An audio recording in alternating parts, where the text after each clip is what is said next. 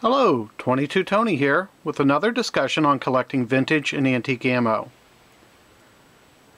I've been supplementing my income for well over 30 years by buying and selling antiques. And over that time I've learned that there's many different ways of collecting.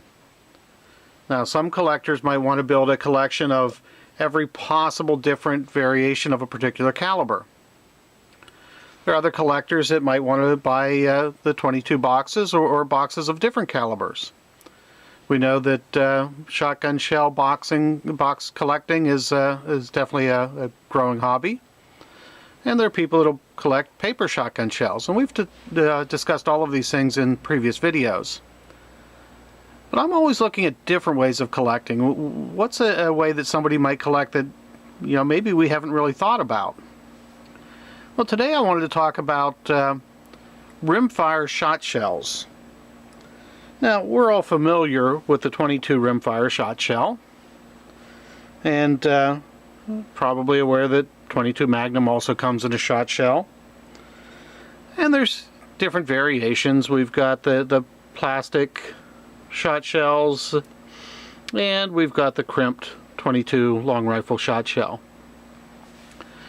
Well, you might think that that's pretty much the end of the discussion. We don't have very much further to go with this.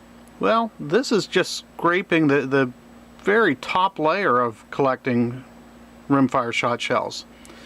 You may not be aware that the 22 paper shot shell even existed. So this is looks similar to a paper 12 gauge shotgun shell, just in 22 caliber, 22 rimfire. But there's even more to go than that. We've talked previously about different head stamps. Now, I don't know if you're going to be able to see these or not, but I've got a few here. We've got just a plain copper 22 shot shell. I've got a Remington 22 shot shell. Then we've got Peter's High Speed and a Winchester. We've got Western Super X. We've even got some international. We've got the ICI as a British, and we've got the R within the shield is made in Germany. I'm not going to try to pronounce the company names, but those are also available. I've got a couple a little bit newer ones here. These are CCI. So you could easily put together a collection of the different shot shell with different head stamps. That would be a perfectly viable collection, and it could take some time to put that collection together. But then I got thinking that, that's not the end of it. You may not be aware that most of the early rimfire calibers were also available in shot shells. For example, the 25 Stevens, 32 rimfire, got 38 rimfire.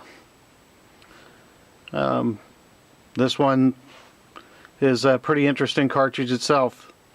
The 310 Remington shot shell. This one, even if you're not interested in shot shells, I encourage you to look up the 310 Remington. It's pretty interesting. Well, then I've got a few others here. I've got a couple of variations of a 9mm rimfire. And we've got 9mm brass, 9mm paper, and a 9mm short rimfire shot shell. Now, even the other calibers, the larger calibers, also came in shot shells. Well, at that point, that's a pretty good start for a collection that you could put together dozens and dozens of different cartridges. But then there's even more to look at. The different configurations. We have shot shells here with just the paper wad in the end. Shot shells also came with a rubber bullet loaded with the shot. They had wooden bullets loaded with shot. My understanding, when these were fired, the wood would basically disintegrate and the shot would be left. And there were paper bullets loaded with shot. And then in addition to the crimped that we've already shown, and the plastic, again, this is a lot of collectability in this particular line. So trying to think outside the box a little bit, how could you go out and collect if you weren't interested in spending hundreds if not thousands of dollars on a couple of hundred boxes of 22, or if you don't have an entire wall to dedicate to shotgun shell boxes?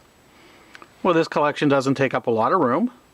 It's very interesting. That could take a lot of time to put together a collection like this. Most of these cartridges, probably if you could find them at a gun show or an ammo show, they're $1 probably or less each. Some of them might be a little bit more. Some of the ones with the wood bullets you might have to pay $1 or $2 for, but it's not particularly expensive.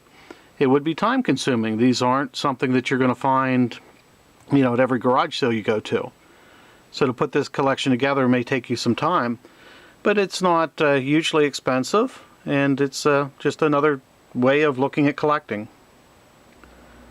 Now, I hope this gave you something to think about. There's a whole lot more involved in collecting, any area of collecting, but particularly in vintage and antique ammo. But I was just hoping to give you a little bit of something to think about today. I hope you enjoyed today's video, and I hope you'll share it and watch my other videos as well. Thanks for watching. Bye.